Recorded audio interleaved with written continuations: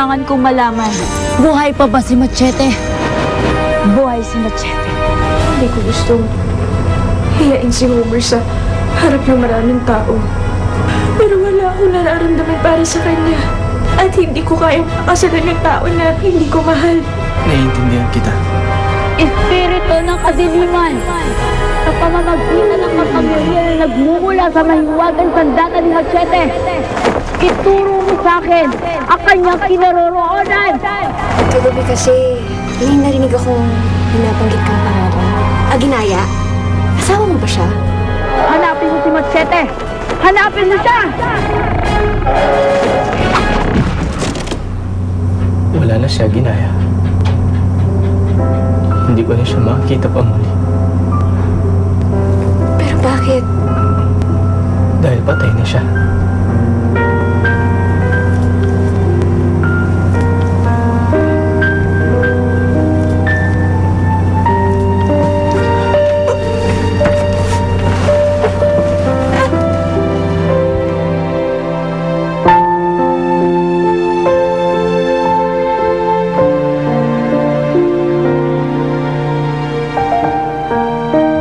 Kailangan mabalikan ko si Val.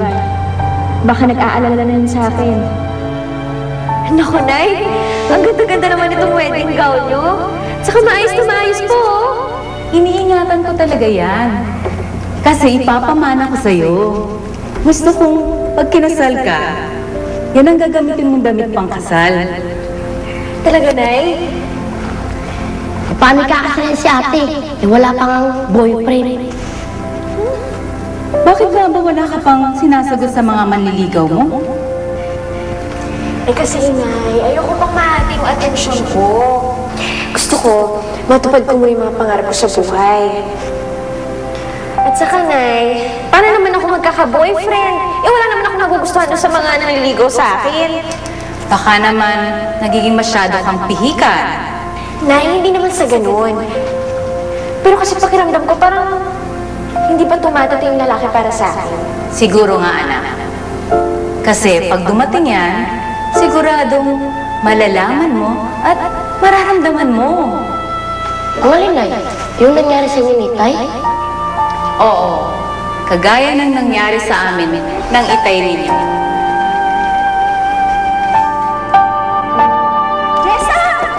Reza! Bakit ho? Ang inaya ng itay mo, na-aksidente! Nahagip ang truck ng sinasakyan nilang motor! Ano? Ano kapunta na tayo sila? Buti na ate. Kahit wala na sila inay, Tay, alagaan pa rin kita. Hindi rin kita pababayaan.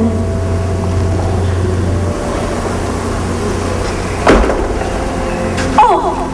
Ano bang hinihintay niyo? Kumilis na kayo. At naghihintay ng taxi sa labas.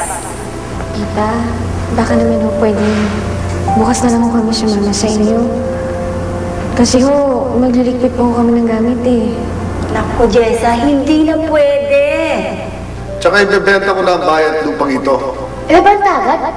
Oo. Eh, ito lang naman ang naiiwan ng magulang nyo para pakinabangan ko sa pagkukup ko sa inyo. Kaya kumilos na kayo bago magbago ang isip ko. Sige ho, mag-i-empaka na ho kami. Sige. Gustong gusto kita, Jessa. Sabihin mo lang sa akin kung anong gusto mong gawin ko para makapayag ka. I'm sorry, Homer. Pero kasi, hindi pa talaga ako handa ngayon eh. Pasensya ka na. Pwede namang sa iba mo na lang ibalik yung nararamdaman mo eh.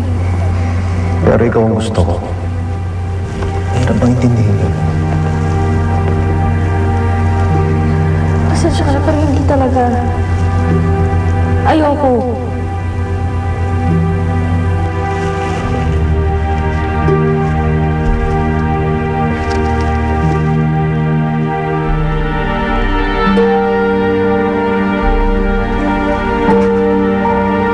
Homer!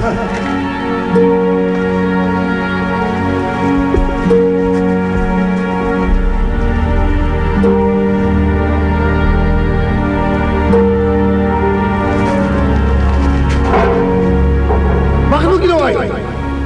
Bakit mo binastos si Homer? Pero tito, siya ho yung unang nambastos. Si Homer, sinungaling ka. Ang ganda-ganda pinakita sa'yo ng tao. Sinusuyo ka ng maas, tapos tinanggihan mo? Ano po bang magagawa na wala talaga akong nararamdaman doon sa tao?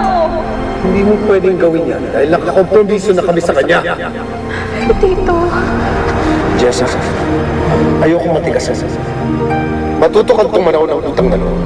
Kapag hindi mo sinunod ang gusto ko, malilintik ang kayong dalawa sa akin. Pati yung bubut mong kapatid, idadamay ko!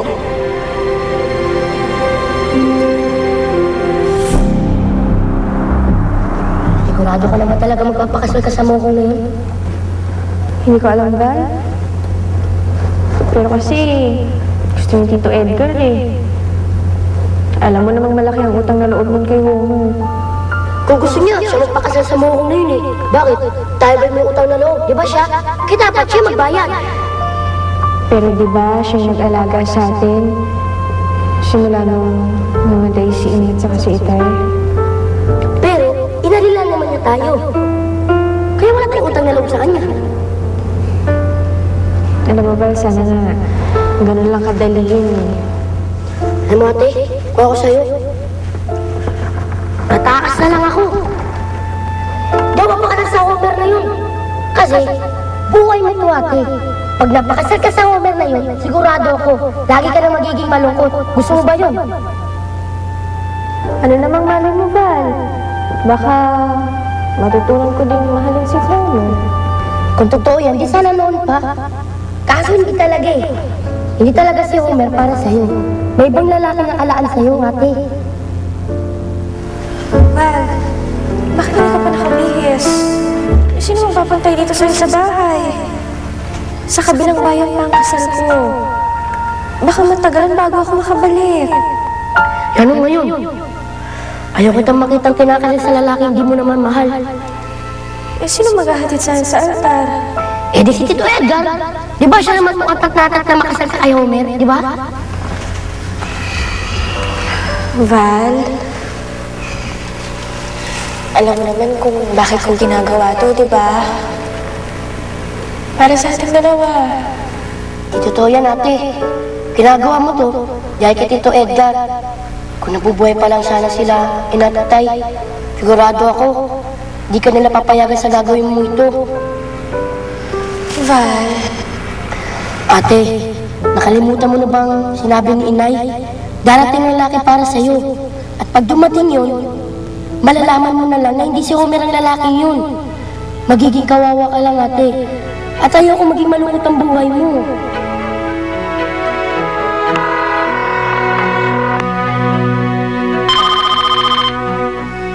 No? tama ka. Hindi ko talaga kaya. Sis! Maganda yung ginawa mo, ate. Tama yan! Asan ka? Pupuntahan kita dyan. Dito lang ako sa bahay nila Dandan, sa kaibigan ko. Dito mo na ako sunduin. Sige. Hintayin mo ko, ah. Okay, sige.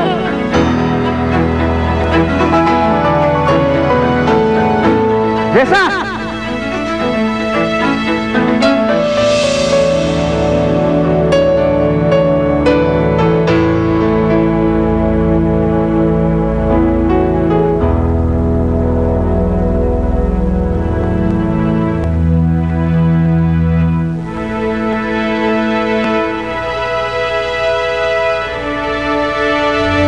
Nasaan na kaya si Dakila? Kailangan ko magpaalam sa kanya.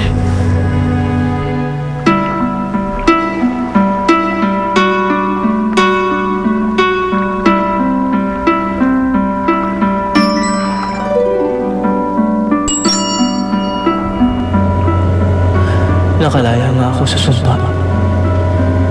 Ngunit nawala ka naman sa aking buhay ang hinaya.